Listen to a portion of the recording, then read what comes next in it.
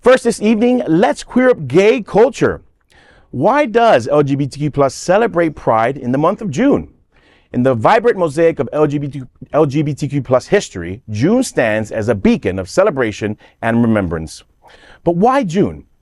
The roots of Pride trace back to a pivotal movement or moment in LGBTQ plus history, the Stonewall uprising of June 28, 1969. Stonewall wasn't just a riot, it was the big bang that ignited the modern LGBTQ plus rights movement. Yet Stonewall wasn't the first spark of resistance.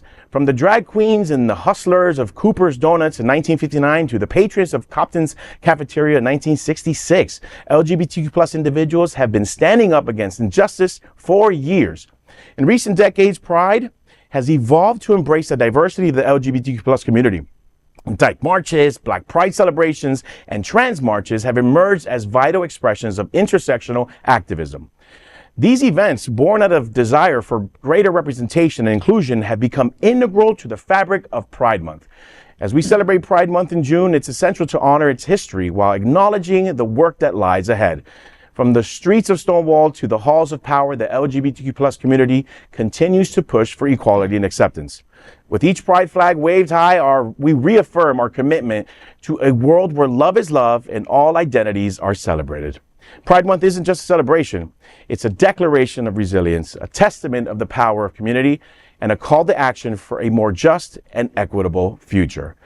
And I said LGBTQ plus quite a lot in that story. Yeah. Oh, yes. But you know what I got from this? As I was reading this earlier today, I couldn't help but think of my own story, you know? Mm-hmm. And I said my own story here a couple of times, but I was outed by my mom.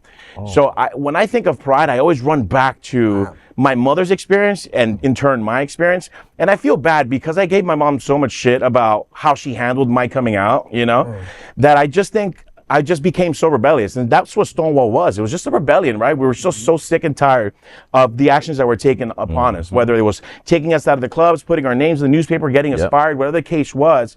It was exactly what my mother did to me. But my mother's experience was her experience. And she was a child during Stonewall. She recognized that it could happen. So the first thing she said was, why do you want a miserable life? She saw the AIDS epidemic. So she was like, why do you want to die of AIDS? And so these things kept, coming up instead of thinking, wow, my son's gay, let me support my child.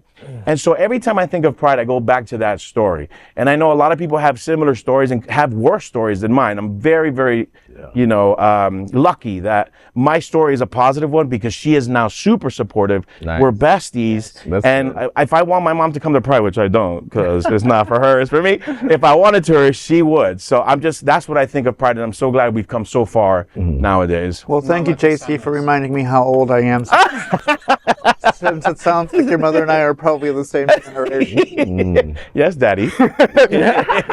But I always find it so shocking that the parents that don't accept their young kids for being LGBTQ plus. Yeah. And then, years down the road, they're like best friends. Yeah. I don't know. For me, it's hard to swallow. Yeah. It's like, really, girl? Yeah. Hard to swallow. But what's important to me is, the history of the LGBTQ plus community is not just the battles we've had; it's the successes we've had. We have a presence where we were at the foundation of rock and roll with James Brown, and we were at the presence of, we've supported so many people like Bette Midler who have become icons, and it's not just music. We played a huge role in World War II by breaking the codes.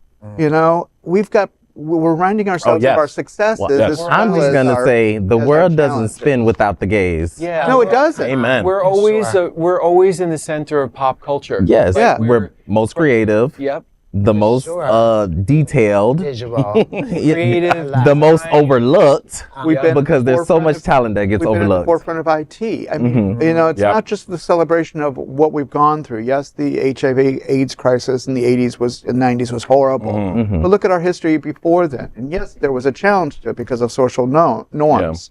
But we had success, and we had presence, and we had It just wasn't position. talked about. Yeah. We have the resources now, so we can make ourselves But knowledgeable of those things. that's why I'm glad about Pride, because we can tell these younger generations Pride didn't begin in 80. And Pride is not just a drunk, sloppy kebab fest. And You we've celebrate love and life. and we've also created a platform like this where we can really unpack the news Absolutely. and just kind of figure out how we're kind of receiving it all, Right. how it's impacting our lives. It really, you know, LGBTQ plus has been here since the beginning of time. Right. So, like, it's right there. It's The cavemen known, were it's there. History. Exactly. So why are people still gagging? You know, Okay. like, why are they gagging? Well, I find it interesting. I'm glad we have a month Gagging. because sometimes we forget to celebrate ourselves. But we need to Yes. celebrate all year. yeah, exactly. Yes. exactly. Yes, for 365, sure. For yes. sure.